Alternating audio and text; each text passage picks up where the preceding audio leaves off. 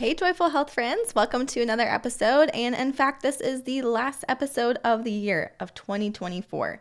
And I thought that it would be fun to review the 2024 top wellness trends, what worked, what didn't, and what we can learn from it, because it is wise of us to be able to look back and see, okay, this did or did not work, and to go forward from there, and to also see where we have each become trapped in the trends, because as we know, trends come and they go, and we want to be rooted in the timeless truth of the gospel, which never changes.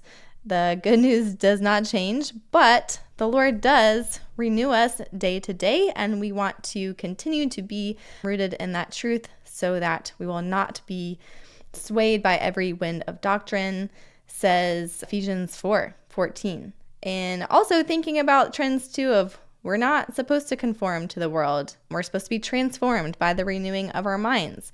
And I think it's helpful to be able to talk about what these trends are, because the culture is the life that we swim in. We don't often question it. And so I thought if we could create a public conversation around this, then we could see with our eyes of, oh, that thing comes from culture. That thing is a trend. And I don't necessarily have to buy into that. I can now have a choice, and now we can see that choice for what it is once we put it on paper. And funny thing, I started as a PR major when I became a freshman in college, and I remember something that the professor said to us, and she said, your job is to keep your finger on the pulse of society.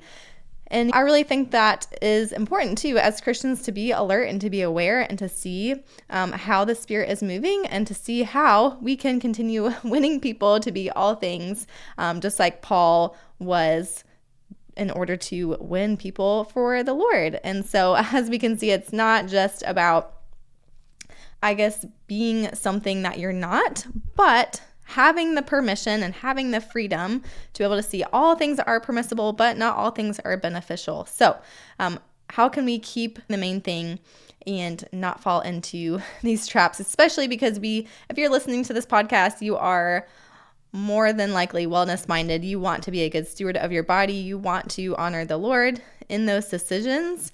And so we want to stay on top of what works, what helps us and other people, especially if you are listening and you're a health professional or a coach of any kind, and to be able to call things out and also to use things as tools and gifts where they are appropriate. And a few stats on how people get their wellness advice, and especially Gen Z gets a lot of wellness advice from TikTok. 56% of Gen Z uses TikTok for advice on wellness and for wellness. And 1 in 11 of those had health issues after following advice from TikTok. And 6 in 10 say they feel less confident about their body. And lots of statistics show that any type of social media make you feel worse after engaging in it, whether that's thoughts around your body, around your life, just feeling inadequate, because there is comparison. That's what we are seeing. We are comparing ourselves to someone else's story when we get on there. So it's a good time to reevaluate when I get on social media, or when I'm getting health advice in general. Is this making me feel more empowered that I can do something with this information, or making me feel more anxious of, oh no, here's another piece of advice that I can't follow? I don't know about you, but maybe it's because I realized what it was. It was because I was following someone specifically on social media and talking about how everything was harmful, from the air that we breathe to the water that we drink. And it was like, this is what the trap that I was in. I would say that I didn't know, and it really was tied to diet culture, but I would say it was more of the wellness culture side of trying to do everything healthy, that it became unhealthy, from the mental health side of things and from the social health side of things. And we cannot control everything. We can do our best with what we have and trust God with the rest. So without further ado, here are some of the top wellness trends from 2024. Okay, so we have mental health care professionals using more digital tools to improve access to care and offer personalized treatment. I've heard a lot of advertisements for care.com or BetterHelp not care.com. That is a babysitting app, which is also very helpful. But being able to use some of those digital platforms to connect with health professionals can destigmatize that meeting and also make it more accessible to those who can't always take time out of their schedule to drive. And I do a lot of online health coaching as well. I prefer in person, as I'm sure you do. Sometimes we gotta take what we can get and be able to use the tools that we have been given, because sometimes it's a matter of either getting coaching, getting some clarity, or not. And so I understand that is a helpful trend.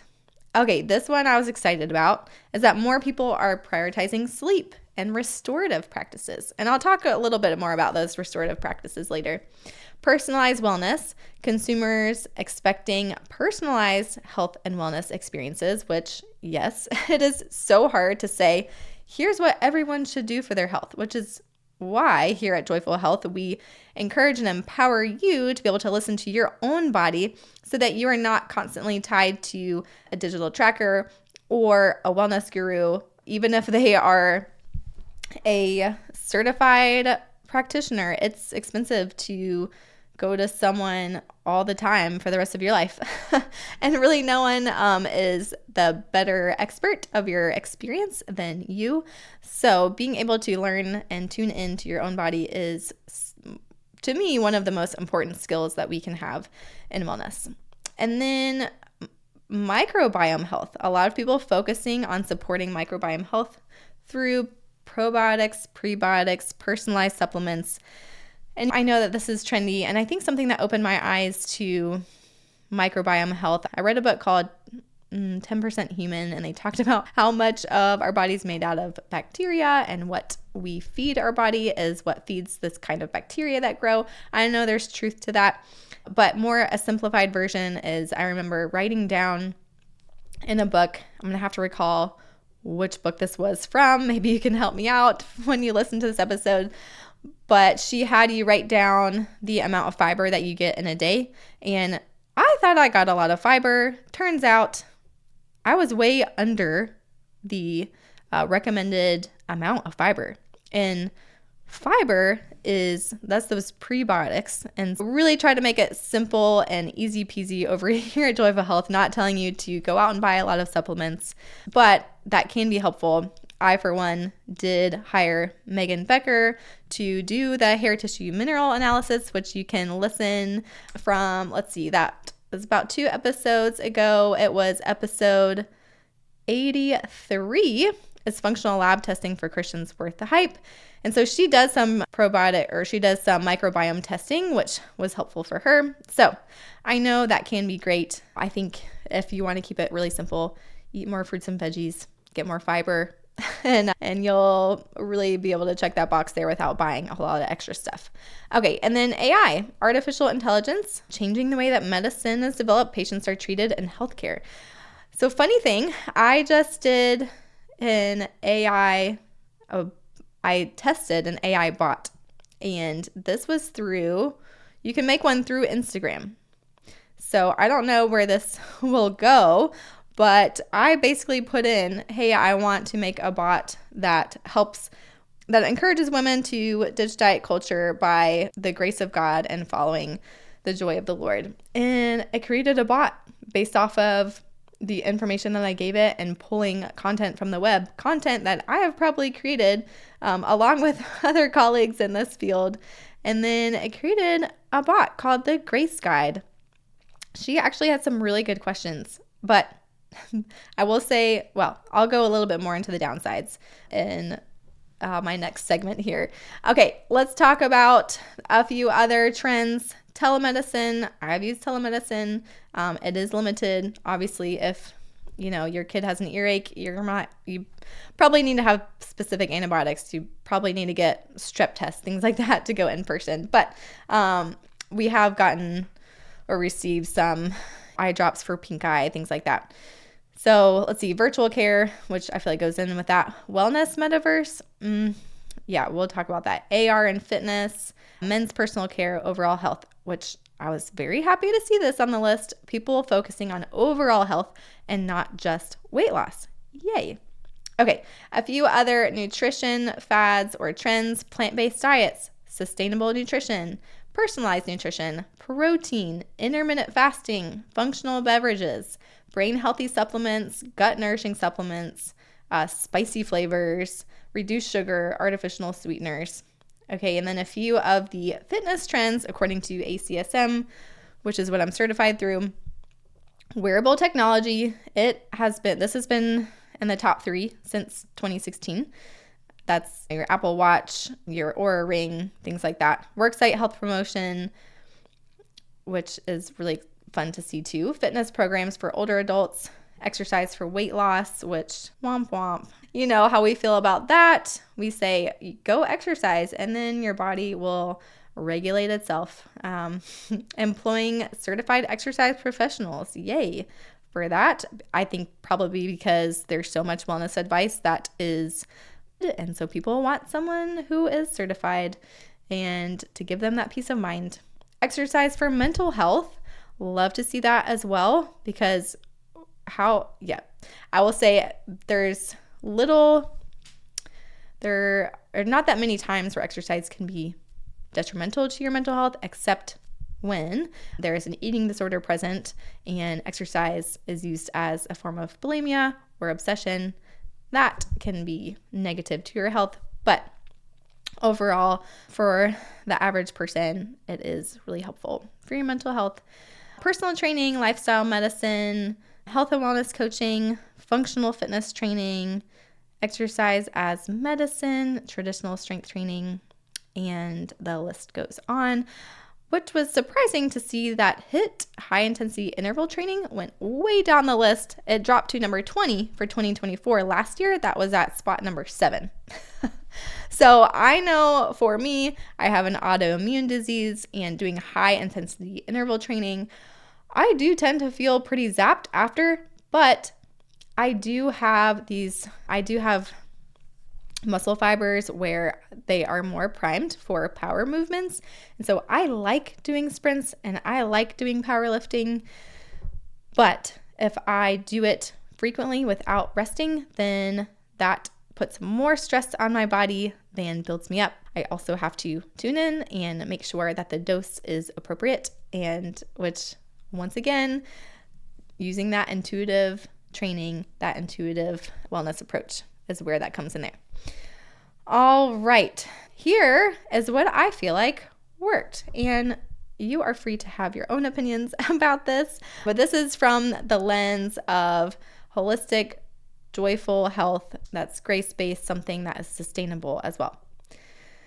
All right, mindful movement practices are gaining popularity over these high-intensity workouts, which I would say to have that mindful movement practice as your base, and then you can move to those high intensity workouts and to see what is right for you, because we do have to slow down in order to be mindful and to see whether this is beneficial for our bodies and our minds and our spirits or not.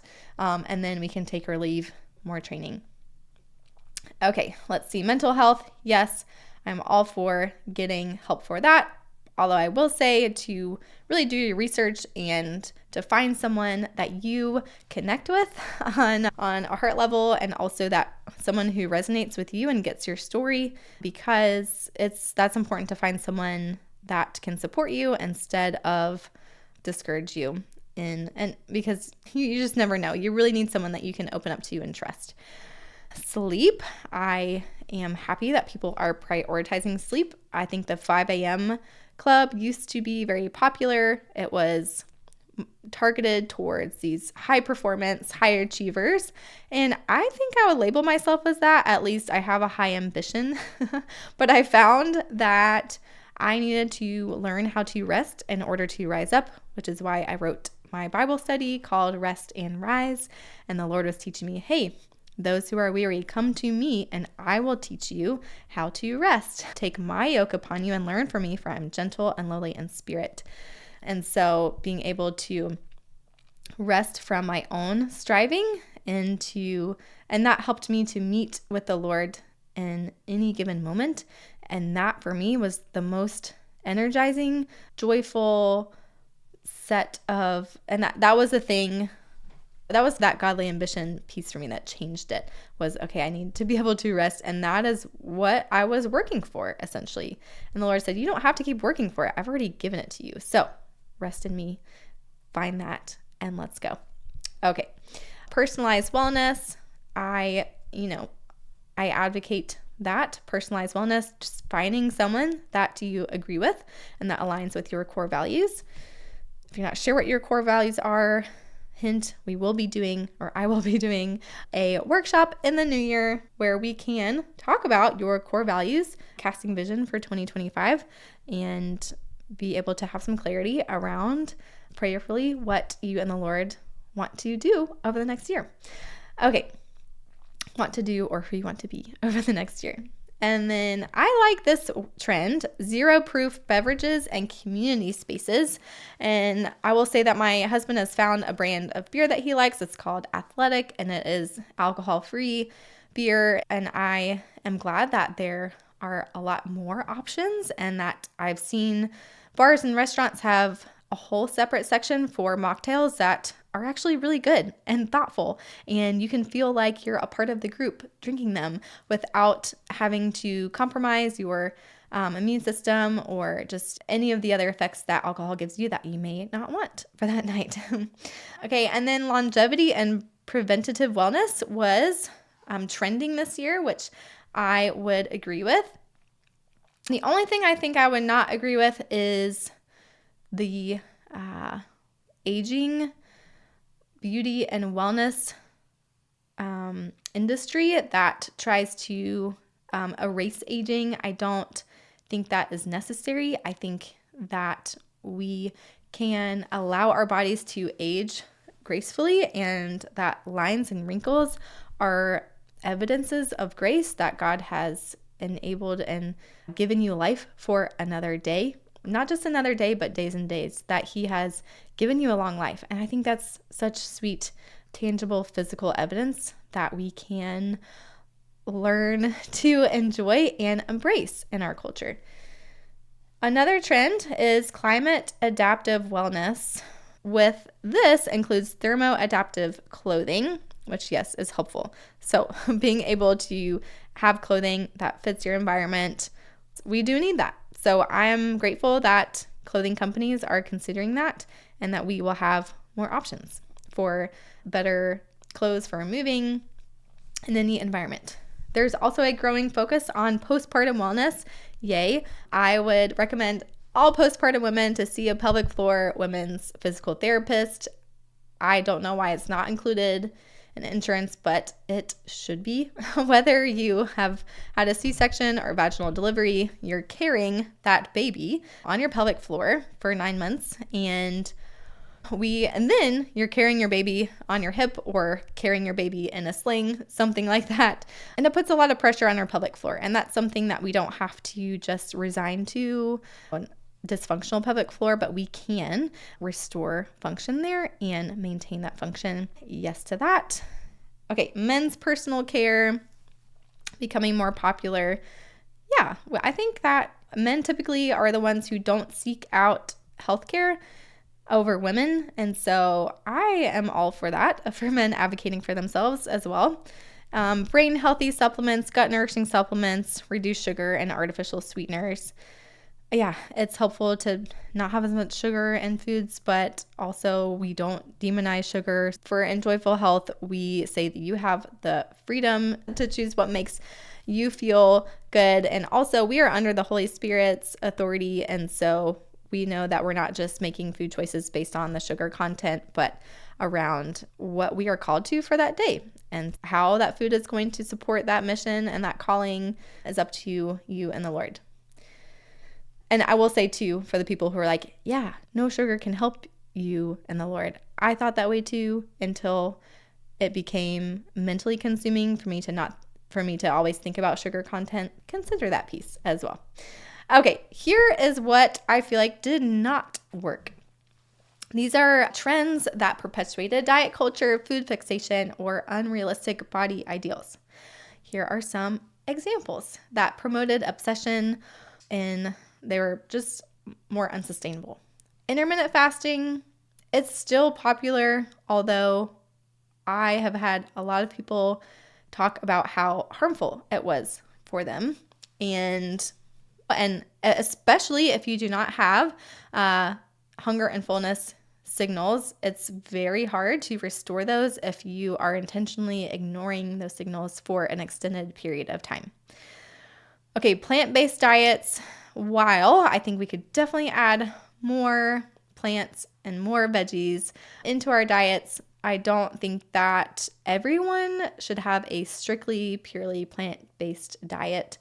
I think everyone's needs are bio-individual, and so I don't think that we should be pushing any one diet, like the carnivore diet or the vegetarian diet or vegan or whatever it might be. Recovery techniques, well, yes, I think that not just sitting down after recovery is helpful after a workout, like I have been guilty of doing today. I was just tired and sore, and I sat down for probably an hour with my computer, and then I twisted to crack my back, and my back just spasmed, and I thought, oh, I've been sitting for too long. I need a better recovery alternative. So some of these recovery techniques are cryotherapy, infrared saunas, foam rolling.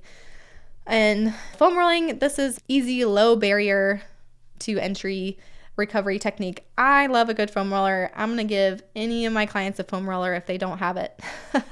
It's just a way to self-massage those aching muscles and create some feedback and increase that blood circulation, which improves your recovery as well. And then I have never actually tried cryotherapy, or I don't like being hot, so I'm probably not going to do a sauna.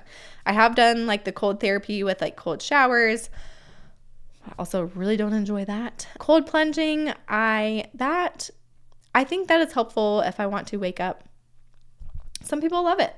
I just don't think that, once again, that these things should be pushed in a way that everyone should have a cold plunge tub, because that's very expensive, or everyone should go to the sauna. Once again, not everyone has access to it. Take that with a grain of salt. Use recovery methods that are accessible to you, whether that's foam rolling, putting your legs up the wall, using some heating pads, cooling pads, ice, whatever does help you. Okay, the wellness metaverse is on the rise, as in people using the AR headsets. I personally don't enjoy that. I'm a highly sensitive person. I don't like things being on my face. I want to use movement as an experience of freedom. I don't like to track my fitness unless I'm doing a race, or unless I just need to be back home. I need to time myself for that. And I think the benefits could be that you can meet with people, you can have some human connection. So I guess maybe it's better than nothing. If we can be in person and do fitness, then that's better. We can get that oxytocin released when we're with other people, and you just get that sense of fulfillment that you don't get online. Take 2020, for example. We did not enjoy being on Zoom. It was draining. We wanted to be in person. Okay, the last one is spicy flavors. Spicy flavors becoming more popular in foods. While I wouldn't have balked at this one before, I did hear someone ask me oh, spicy foods can help you burn more calories. And I thought, oh, I feel like that was an old myth that is now, I guess, recirculating, which maybe it's not a myth. Sure, you burn calories when you metabolize food, especially spicy food, but the calorie burn is pretty insignificant. And if you like spice, then great. If it elevates your experience of food, then good. But if you're doing it to lose weight, then probably not so good. All right. Here are how to spot some red flags in wellness advice. Hopefully, as you can see, as I talk through these, a lot of the priority lies in sustainability, accessibility, relatability for you and your life and your season, your relationship with the Lord, and by grace, knowing that, hey, you don't have to earn this. If it is compromising any one piece of your health, then it's probably not healthy. If it's compromising your mental health to track all this food and it's taking up a lot of brain space, maybe not healthy. If it's compromising your social life because you have to be at the gym and you have to miss out on things that you need to be building friendships with, maybe not healthy. Being able to take the whole picture in mind. Here are some other very specifics of what to look out for. When things say results not typical, when there's pictures of before and after, because your body is not supposed to look like someone else's body. If it says lose X number of pounds, or if there is any guarantee, it's like do my program and you will get blank, guaranteed. And I know that for Joyful Health, we say that you will be taught to lose labels, lose moral labels around food, and you'll experience food freedom. And so there are some things that it's like these are the things that we teach. It's really hard to guarantee something, and especially, and I have done programs where someone has said, do my program and you'll feel better. Your stomach will come back together if you do my program. And those things are really defeating because a lot of times I did their programs and it didn't work for me and it made me feel like a failure, and that's not okay. Also, knowing that health claims are illegal. So if you look at different supplements, they are not allowed to claim things like take the supplement and it will cure your indigestion. So a health claim is a statement that describes a connection between a food or dietary supplement and a disease or health condition. So just be on the lookout for that as well.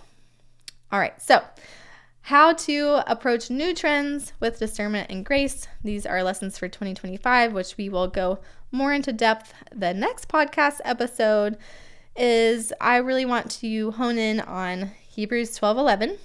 It talks about discipline, and Aubrey and I did a podcast episode on this as well. I will link that below in the description or in the blog post. And it says, no discipline seems pleasant at the time, but painful. Later on, however, it produces a harvest of righteousness and peace for those who have been trained by it. So a lot of these health practices are forms of discipline, and discipline is not, and what I've heard discipline, and I like this definition, is not telling you what's wrong, but telling you what's right. And so with that positive affirmation helps you to move forward in the Lord and to grow in Him. And that harvest of righteousness, that righteousness is essentially having a right relationship with the Lord.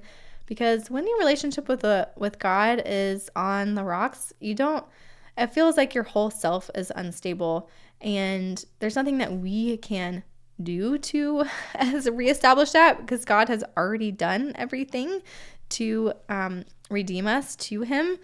Our bodies are not yet redeemed. That is still to come. But we can look forward to that in hope and faith. And so it's really just coming back to the gospel, and that we cannot, that grace is not earned. It is a gift from the Lord and something that we can rest in. That's why we say rest in His grace and follow the joy. Okay, and then Philippians 4:8 is the lovely principle: whatever is true, noble, pure, lovely, admirable, excellent, praiseworthy, think about such things. So I know that Aubrey has a blog post on that as well. If you have seen that, then that's why that may sound familiar.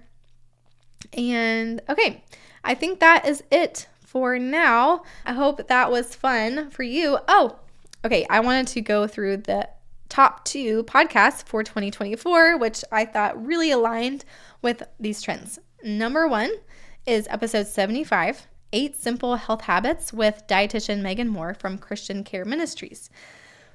So I liked that this one was the most popular because it tells me that you are looking for those simple health practices, that we do need to have some direction when it comes to overall, what do I need to do for my health? Overall, what are the foundations?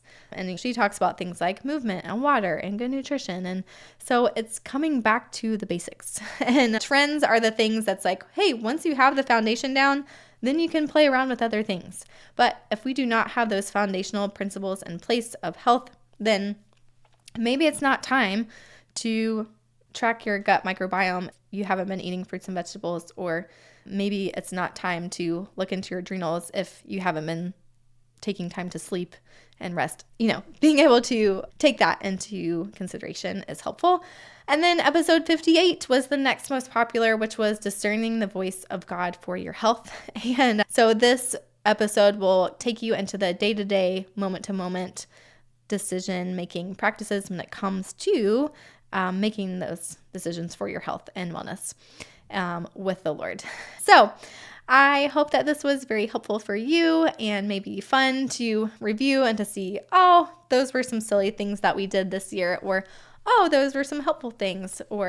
So I encourage you to review your own health decisions from 2024 with God and prayer. Just journal it down. Like, you can split the page in half. What worked? What didn't? What lessons does the Lord want to teach me going forward? All right, let me say a prayer for you on your way. Let's take a deep breath. Inhale and exhale. Let your shoulders relax. God, I thank you so much for this day. I thank you for creating us, sustaining us, and that we get to continue following after you and your joy, because you say that the joy of the Lord is our strength, and we receive that and we rest in that, and we are excited for what you have for us. We thank you so much for a full year. I thank you for everyone who has listened here on the podcast, and I pray that they, wherever they are, would continue to be blessed, to be a blessing, so that the kingdom can go forth and advance into the whole earth, and that the glory of the Lord would cover the earth as the waters cover the sea. In Jesus' name, amen. All right, friends, until next time, may you rest in his grace and follow the joy. Bye.